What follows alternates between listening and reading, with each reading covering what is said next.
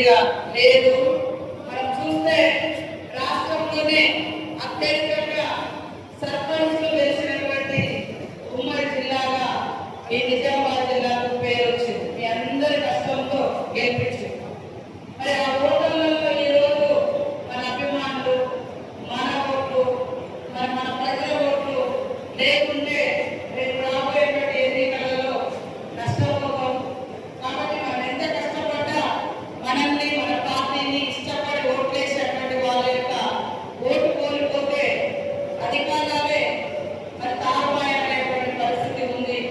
మనం చూసినాం ఎంత కుట్రపూరితంగా పశ్చిమ బెంగాల్లో కానీ బీహార్లో కానీ జరిగిందో మనకు తెలుసు.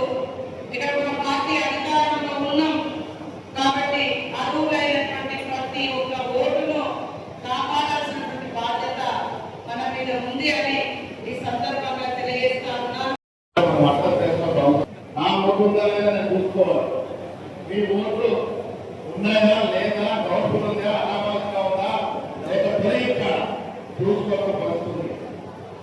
దౌర్భాగ్యం ఏంటంటే కేంద్రంలో ఉన్నటువంటి బీజేపీ పార్టీ మన సిబిఐని, ఈడీని తన జేబులో వేసుకుంది. ఈడీ చేసిన దాడుల్లో 97.2% దాడులు ప్రతిపక్షాల మీద అయినాయి. ఎంత పర్సెంటేజ్? 97.2% ప్రతిపక్షాల మీద అయినాయి. వాడిలో ప్రజలు తిరగబడుతున్నారు కాబట్టి మేము గెలవబడుకుని ఎలక్షన్ కమిషన్ ఆఫ్ ఇండియాని కూడా 3 రోజుల్లో వేసుకుంటుంది. ఏమిటి కండిషన్లు ఇవ్వాలా? నిజామాబాద్లో పుట్టినవాడు, ఇప్పటివరకు 3 రాష్ట్రాలు ఓటేసినవాడు, వాడికి 2002 పత్రం లేకుండా ఓటకు రాదన్నా. ఇక్కడ అన్యాయమని ఈ దేశం పౌరసత్వం నుండి 2-3 సార్లు ఓటేసి మళ్ళీ 2002 పత్రం లేకుండా మీకు ఓటు చేయాలంటే మీ అందరినీ పుట్టినామంటే సామాన్య ఓటు, పౌరసత్వం కలిగి అర్హత కలిగిన సామాన్య ఓటు పోకూడదని బాధ.